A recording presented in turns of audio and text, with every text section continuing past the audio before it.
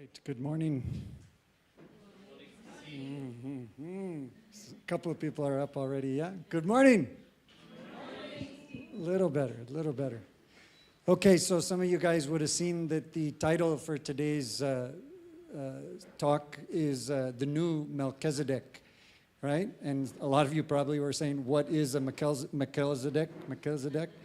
What was the old one like? Why should I be excited about the new one, etc.? And so we're going to get into this a bit, and we're going to have to move a little bit quickly because there's a lot of context to be set today to be able to appreciate this and apply it to 2025 Bangalore context, yeah? So first thing is, just to step back for a second, we've been going through the book of Hebrews for the last several weeks. And this is, I believe, the last session on Hebrews, even though it's only chapters 7 and 8, and Hebrews ends, like 13. So I'm going to try and bridge the full thing a little bit here, but that's a lot to cover. So what is the gist of Hebrews, right? Let's just quickly review. We know that there was an audience. All these books in the Bible, or a lot of these books and epistles, were letters to a specific community, right? And so in this case, we know that even by the name, it's pretty clear that this is a letter or a book or written specifically to a group of people that had a Hebrew or Jewish background. And it's very evident by the content, okay? We're pretty sure that the book was written, the letter was written prior to 70 AD. Why is that so? Because we know in 70 that the temple was destroyed. And we don't see any reference to that. That would have been a high point or a low point to a Jewish audience to have flagged all of this tradition that we're talking about in the book of Hebrews and linking it to what has happened with the temple, that the temple was destroyed. So we're fairly confident that this was written before 70. Now, what's also very important to remember is right now when we think of like the great world religions, we think of Judaism and Christianity as very separate, different religions. Now, obviously, those of us that are Christians have that thread all the way back into Judaism, but I would say at this time, in pre-70 AD, there was not a sense at all that Christianity was anything but Judaism. Very important to recognize, right? This was just a new line, a new way of thinking, a new version, a new school of thought within Judaism. One of many new ways of thinking. Judaism has always been evolving and changing. There's been different schools of thought. So it's very important to recognize this wasn't seen as yet as such a distinctly different way of thinking. But we do know also from the context and the way that the book is written that this is to an audience that is struggling with this new way of thinking, struggling with the disconnect from their earlier understanding of traditional Judaism and a lot of the typical practices that had followed through. And they existed in a milieu, in an environment, in a set of traditions that were very well implanted, that had become habit, that were the norm. And that would be all around them in what they were doing and what their relatives were doing, their ancestors had done, their neighbors. It was just part of the kind of substrate. It was the air that they were breathing, was this kind of background. And what we see in this book of Hebrews is the author is trying to convince them that there is a straight line, a thread from the old tradition to this new way of thinking, and it's not in contradiction. And in fact, this new way of thinking is better. And when you get a chance to read through Hebrews, and I hope that you can, maybe in this coming week, over a couple days, read straight through, you'll very much notice how often the author says this is a better something, this is a superior something, right?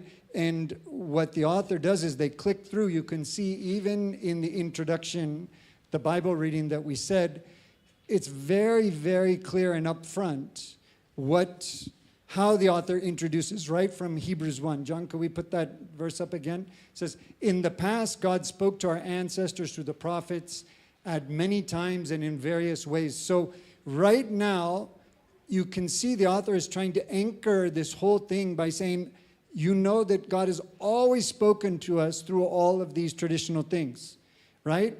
But in the last days, what's new? But in the last days, he has spoken to us by his Son, whom he appointed heir of all things, and through whom he has also made the universe, right? So now he's saying he's always spoken through all these things, and he's speaking to us now again in this new way, very consistently, right? And if we trace the line throughout Hebrews, the author takes on how this new way of God speaking to his people is not just an angel. He's not just a messenger, right? Now, remember, angel isn't like a dude with wings and a little halo and everything like that. Angel is just a messenger. It's not a form factor. It's a function, right? And so Jesus, it could have been very easy for old thinkers to have said, Jesus is yet another messenger of God's word, just like other angels were, right? But he's not anything so different to be as the Son of God. And so very quickly in Hebrews, right up from the start in Hebrews 1, the book is differentiating how Jesus is superior to the angels, right? Then in chapter 3, he talks about how Jesus is superior to Moses. No, this is not just a new incarnation of Moses. This is an entirely better, superior guy. And then when we start to get into chapter 5, that's when this idea of the high priest is introduced, okay? And because it's very important to understand that in that covenant that the Jews had, that milieu, that way of thinking and the system that they had, that had to do with the law. It had to do with a priestly background, right? There was a kingly background as well, right? Judah was the tribe of the kings. Levi was the tribe of the priests. And there was a high priest, and there was a temple, and the high priest would offer sacrifice, would go in and offer sacrifice for the atonement of the people, of the Jewish people. Right? Now, this was all of their calendar, all of their holidays, all of their traditions were set up around these kinds of functions, and the high priest would be the ultimate status of a priest, right? Everyone would have come from this lineage of Levi, right? And then the book of Hebrews goes on in chapter 8 to introduce the idea of the covenant and the fact that this is a new covenant. And then finally, in chapter 9, it talks about the idea that Jesus is a new form of sacrifice, supplanting the old form of sacrifice. And every time he's making these comparisons, we're seeing that Jesus is superior to the angels, superior to Moses, superior to the high priest, superior to the old covenant, superior to the old sacrifice, right? It's a new and improved way of relating to God. Okay, so with that context, and then the culmination of all of this is, but one thing is consistent, and we've seen it in all the heroes of the Jewish faith, from Abel to Noah, to Moses, to Abraham, to Jacob, to Israel, to Sarah, on and on. All the heroes are named in chapter 11, and it talks about how they did what they did because of what? Anyone? Faith, right? It doesn't say because the priest, because the temple, because this, because that. The book references that through faith, these heroes of our tradition did the amazing things that they did to become the heroes, the legends of Judaism, right? And so the MVPs, what's that called? The Hall of Fame, for the whole belief. So that's the context of the book of Hebrews. I just wanted to get you guys set there. Now, where do we fall with Melchizedek? That is a reference that we are picking up. It starts in Hebrews 6:19, and that's where we see the first reference. You say, we have this hope as an anchor for the soul, firm and secure. It enters the inner sanctuary behind the curtain, where our forerunner, Jesus, has entered on our behalf. He has become a high priest forever in the order of Melchizedek. Yeah? This Melchizedek was a king of Salem, and priest of God Most High. He met Abraham returning from the defeat of the kings and blessed him. And Abraham gave him a tenth of everything. First, the name Melchizedek means king of righteousness. Then also king of Salem means king of peace. Without father or mother, without genealogy, without beginning or end of days or end of life, resembling the Son of God, he remains a priest forever. Okay? So, in this portion, Hebrews is reintroducing the audience to Melchizedek. But Melchizedek, though a somewhat obscure dude, was not a completely new guy. This is basically retelling the story of Genesis 14. And I'm not going to read exactly Genesis 14 right now, but when you have time, you want to validate it, go read Genesis 14. That's where Melchizedek is introduced.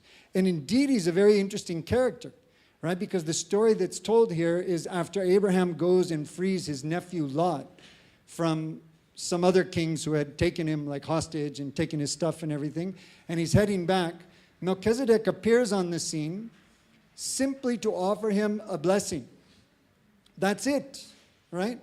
And what's very strange is, you know how the Bible and a lot of these old books, they're obsessed with the genealogy of things, right? So-and-so begat so-and-so, and then this and that, and they died, and then this person begat that, and all this begatting is going on, right? And you get this huge genealogy always referenced so that you can order who is this person and what line do they come from, what's their tradition. Now, Melchizedek doesn't have any of that. He just appears on the scene. There's no mention. What is his street cred? What is his credentials that makes him worthy? We have no idea. And what's even more is he's a Canaanite. He's not even from the Jewish heritage, right? And we know that the milieu of that time was one of polytheistic, many beliefs and many different kinds of gods. And what we do know that stands out very unique in Melchizedek is that he is a priest king. He is both king of Salem and priest of the one true God, the creator of the universe, in this polytheistic environment, right? And that's how he's named and defined in Genesis 14. And so this one random Canaanite with no background appears, offers a blessing, and offers to Abraham bread and wine. Very interesting, yeah? And he's known as the king of peace and the king of righteousness. So you can see that this random dude introduced in Genesis sounds a lot like some of the characteristics of Jesus, right? And this would be unique, and that's why we see such obsession with the passage here, is because for that old milieu of people, if you were talking about Jesus as the high priest, it would mess with everyone's minds because everyone would be like, no, Jesus comes from David, from the line of Judah. That's not the priestly line. There's no way he could be the high priest. The high priests come from Levi, right? The high priests have Levi's genes. And Jesus is wearing a tunic. He's not wearing Levi's jeans. No, I couldn't resist. Okay, so that would have been upsetting to them, and that's why this reference is saying, no, Jesus comes from the order of Melchizedek, right? And one more reference that's very, very important. This isn't the only connection from Melchizedek to the notion of Messiah we see in Psalms 110. Psalms 110, which is kind of the psalm of the Messiah. And even there, that psalm makes reference to the priestly order of Melchizedek, right? And this psalm is the most quoted psalm in the New Testament, actually, the most quoted verse from the Jewish literature in the New Testament. And so that line of thinking was there, and what the author is doing here is tracing and convincing and saying this idea of Jesus being the high priest is not in contradiction to our history. We've seen it before, right? There is a proper tradition here. Okay, so all of that is to kind of reinforce that there is a box checking of the tradition, but this is a new way of seeing things, right? And this is important because it then leads the way to the idea that this new covenant idea that Jesus brings is also in line with the renewing of covenants throughout time. And it's also foreshadowed, right? In Jeremiah 31:31, we see this foreshadowing that there will be a new covenant, right? God speaks about that. And so all of this then is to tee up the idea that Jesus is not in contradiction to this old mindset, this old way of thinking entirely, but it is a new way of thinking. I am asking you to change your mindset. And that requires faith because it's a departure from all the stuff that you're used to doing, all the stuff that gives you comfort. The rules of the game, the way that you know that the world works, the physics of your world, I'm messing with that. Jesus messes with that because he makes obsolete the old covenant. He makes obsolete the existence of the high priest. He makes obsolete the place of the Holy of Holies that only that dude on one day out of the year after intense purification can go. He makes obsolete this system of sacrifice. He makes obsolete this enslavement to the law and this enslavement to the notion of purity. And that is moving the ground under the feet of this audience. Because that is the way they understand the world. That is what they truly believe in. And they've kind of been a part of this Christian community. And they've heard these nice things that Jesus said. And they've heard about the nice things that he did. And they want to believe. This is so romantic. This is so beautiful. I really, really want to believe. But it just is such a disconnect with what I know. And that's the crisis that this community is living in right now. Now, the question is, how is all of this relevant to us? Because I don't know how much you've reflected on the old Melchizedek, on the function of the high priest, on the old covenant. But I'm guessing that Jesus as the high priest doesn't mess with your reality too much. 2025 Bangalore, modern folk. That's not messing with your operating system. Right? Because you guys have a different operating system. Battery?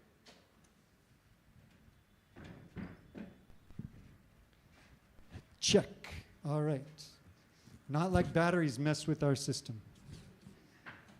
Okay. But how does Jesus mess with our system, our milieu, our mindset, our beliefs? How can I mess with our beliefs this morning? Well, we all have this existing substrata in which we operate. We all have air that we breathe. And we might like to think, especially those of us that grew up in a Christian home, that in fact our operating system is inherently Christian. That fundamentally the place we come from is the Jesus place. And the traditions we follow and the deeply held beliefs are all very Christian. That's what we'd like to believe, right? And of course, as the author of Hebrews indicates, that would be well supported by our actions. Right? Just like he references the heroes of the Old Testament, by their actions. Their actions demonstrated their belief, their faith. Not the romantic, mythical, beautiful poetry, but what they actually believed in the heart of hearts that changed their behavior. Right? Now, we know that there's two basic things that drive human behavior. This is what the people that study brains tell us, right? Because our action, we know, kind of starts from this command center up here, right? That's what moves our hands and arms and feet and mouth and all of that. It's the brain, right? And there's basically only two things when you completely break it down that drive our actions. One is the meeting of necessities, right? And the other is rewards. Okay, what are necessities? Very short list. If you really break it down, what do we need to survive? Right? We need food, sleep, the lack of extreme pain, and Wi-Fi. Right? With those four things, anyone can survive. Okay, Wi-Fi is exaggerated. But those first three, that's pretty much it. That's the most animalistic basic necessities we have. And that will get us up off our butt to meet those needs. Of course, sleep, it'll put us right back on the butt. Right? We'll meet that sleep need. That's very important. Now, rewards are much more interesting. What is a reward? Right? Again, the brain people have given a very clinical definition of this, which I jotted down. I'll read it. This is any object, event, or activity. It can be a reward if it motivates us, causes us to learn, elicits pleasurable feelings, or avoids punishments. You want to hear it again? Just so we can get that fully noted down. Any object, event, or activity can be a reward if it motivates us, causes us to learn, elicits pleasurable feelings, or avoids punishments. Right? And there's been a lot of talk about, the brain's reward system, which basically reinforces behavior associated with rewards and avoids the behavior that ends up with, punishment. And we know this is like there's chemicals involved here, right? And so we know that as we do things, we want that hit that gives us pleasure, right? There's been a lot of talk of this with all the digital addiction going on, right? What is this chemical that gives us a dopamine, right? And serotonin is another one that gives us a good level of healthy satisfaction. But that dopamine hit is a reward factor. Back to battery. All right. So now what's interesting here is if you notice there's not really anything objective about a reward. Did you hear anything objective, hard and fast about a reward in the things I listed out? It's whatever creates that sense of satisfaction, right? That sense of pleasure. It could be anything. And I'm guessing that the ancients would have found it very strange that anyone would have thought that, like, they just said, hey, I had biryani today. And according to how many people said, like, that would give them a level of satisfaction. And yet we know that drives people. Like, people post and they're like, is anyone liking this? I got a like. Oof. Oh, I got another one. Most liked post. How random are the things that are rewarding to us today? How subjective and fickle are those things? And yet those are very real, because anything that we determine is a reward is in fact a reward. And so it's absolutely real to us. What's interesting is that even the expectation of a reward, the delayed gratification, and putting that out and working towards it, we know that even that releases the dopamine. Even that provides a level of pleasure and satisfaction. And so this dictates, if you think about the amount of time that you spend just trying to eat, trying to sleep, trying to avoid extreme pain, and trying to find Wi-Fi, if you think about the other amount of time is most of the time we spend, right?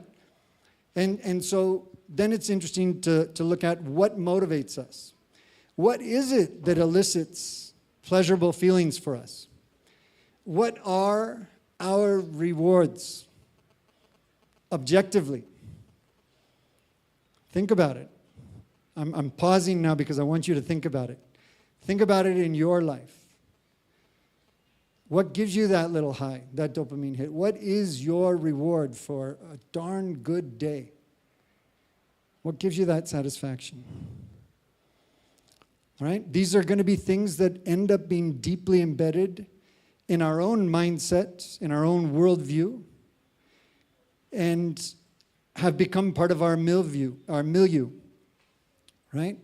Now, there is some guidance, if we revert back to the Christian line of thinking, we get some guidance in the Bible about the kind of things that should, if our heart is right, if we're following Jesus and the gospel, should give us some kind of blissful pleasure. Does anyone know where this list of things appear? We can look at Matthew 5. Subtle hint to display Matthew 5 text. In Matthew 5, Jesus gives a sermon to a whole bunch of people, and he lists out these things that we've come to call the Beatitudes, right? And it's all the blesseds, right? When Jesus saw the crowds, he went up on a mountainside, sat down, and his disciples came to him. And he began to teach them, and he said, "Blessed are the poor in spirit. Blissful are they," right? That's a reward. That's an awesome dopamine hit. Poor in spirit. "Blessed are those who mourn, for they will be comforted. Blessed are the meek, for they will inherit the earth. Blessed are those who hunger and thirst for righteousness." Now, what is righteousness? Right? Is it to be correct? Is it to be the smarty pants? To be right? No, it's to be right with God and others.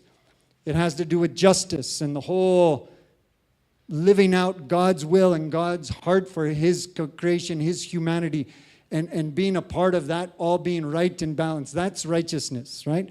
Blessed are the righteous. Blessed are the merciful. Blessed are the pure in heart. Blessed are the peacemakers, for they will be called children of God. Blessed are those who are persecuted. Why? Persecuted because of that earlier righteousness that we talked about. Right? Not just persecuted for anything, but persecuted because of that specifically. Blessed are you when people insult you, persecute you, and falsely say all kinds of evil against you because of me. Rejoice and be glad, because great is your reward in heaven. For in the same way they persecuted the prophets who were before you. One other subtle point here that it's subtle in some ways, it's completely profound in others. When it says your reward in heaven, I think a lot of us are so plagued by the medieval imagery of heaven and hell that we immediately think of some cloud, white, permeated, floating, beautiful existence as compared with fire and brimstone. Right? As what we think of heaven is something up in the sky for later. Right? It's a topic for another day, but keep in mind that when we understand heaven in the Bible, from the Old Testament all the way through, this dualistic view, this very Greek view of heaven and hell, is not what predominates. It's not the heaven that God has talked about forever. Right? That heaven is much more like the perfect existence in God's presence, which existed here on earth in the Garden of Eden, right, before the fall, and which exists in little moments and spaces. Particularly when Jesus comes, he carves out a little space of the kingdom, a little space of heaven. He demonstrates that by how someone is healed, how someone is loved, how someone is accepted. Those are little nuggets of heaven, right? Here on earth now. In fact, we're called to create that thing. We're called to amplify those spaces in our lives. This isn't sometime later somewhere else. It's now here, changed by what? By this list of things. This is the rewards in that space, that heaven. That is the reward that we're creating. Okay? That's what our reward system in our brain could be rewarding us if we valued those things as rewards. If those were the things we put on the pedestal and on high. And of course we do, and it's evident by how we spend years in an educational system teaching us how to be meek, teaching us how to be peacemakers, teaching us how to be righteous. And it's why we wake up early and spend hours in traffic to spend all day exercising meekness, exercising righteousness. Of course, this is dripping with sarcasm. I hope you're hearing it. We do no such thing. Why? Because we don't believe this. We don't. It is the myth, it is the poetry, it is the romantic narrative that tickles our ears, but we absolutely don't believe it. And I'm talking about we, us in church even. The evidence is in the action, folks. Because where we spend our time, our energy, and our resources is not on this stuff. We have a different list of Beatitudes. Can you think of some of the Beatitudes that are the real ones for you? That are your real list? Blessed are the winners. Blessed are the smart people. Blessed are the hard workers. Blessed are the overachievers. Blessed are the high earners. Blessed are the fit. Blessed are the liked.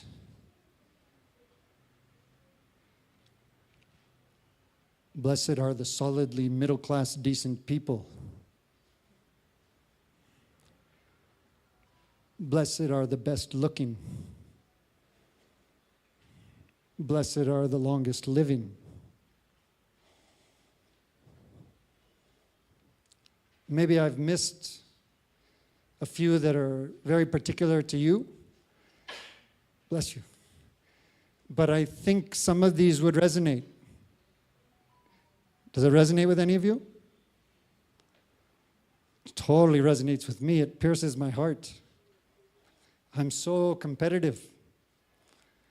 You don't even have to give me a trophy for winning. I just want to win.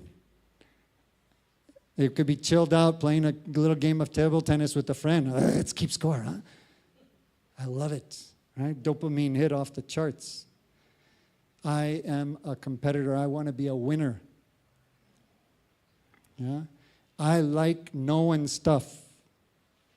You can give me high marks, that's good, that's nice, but I don't even care about that. It's just rewarding for me to have all the answers, to be the smarty pants.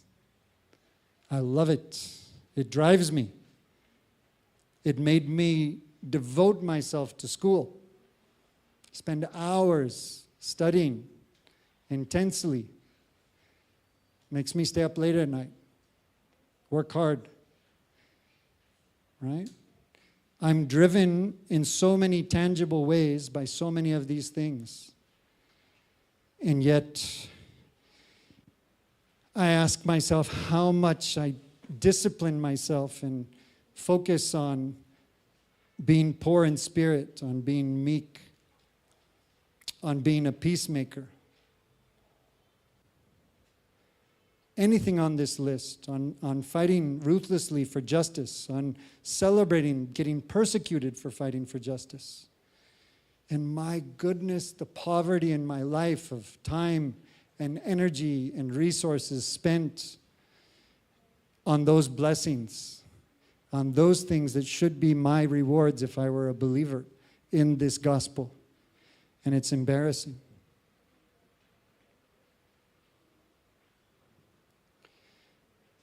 Folks, we have become like this Hebrew audience. This is our milieu. This is our operating system, is all these other Beatitudes.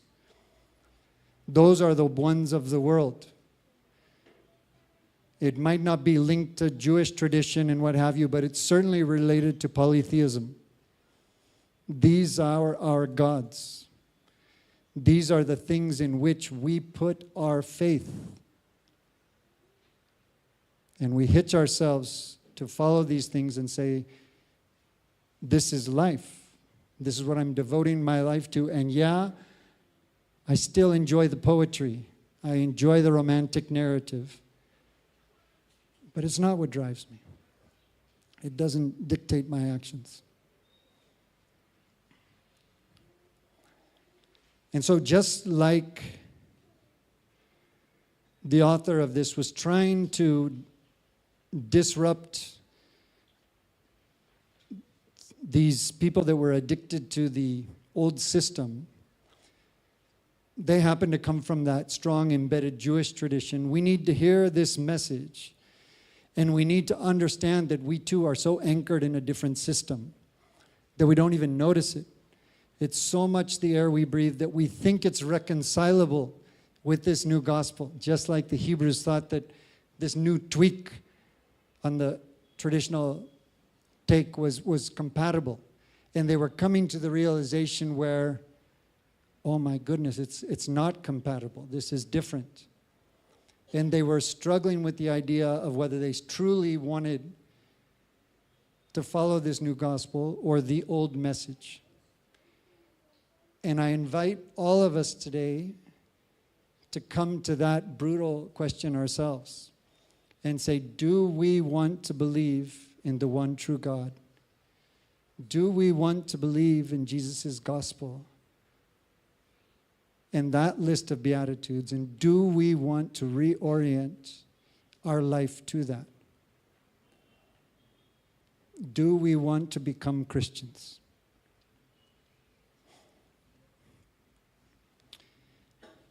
And what was true was that, and this is why the author ends with this list and this exclamation mark on faith, is because there's no way you can make that decision and take that jump without faith.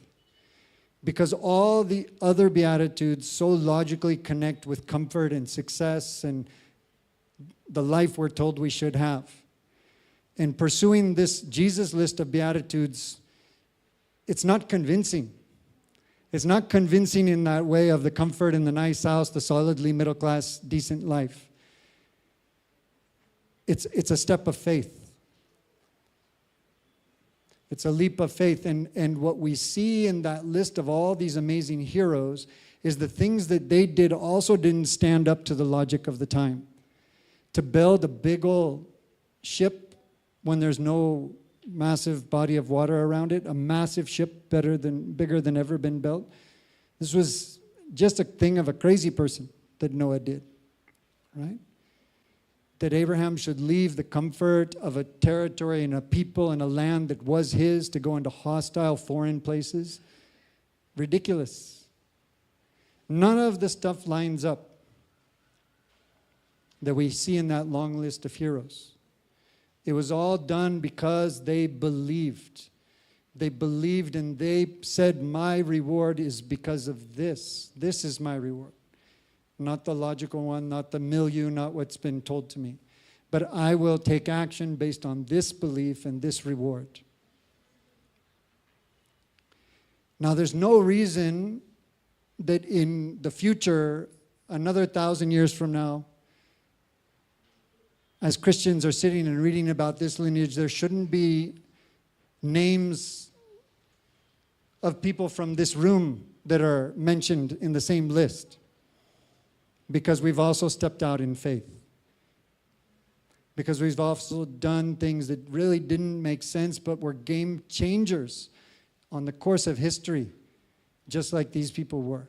There's no reason why that shouldn't be us.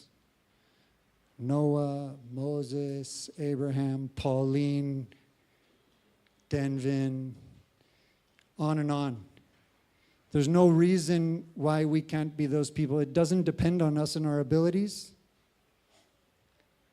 Only faith.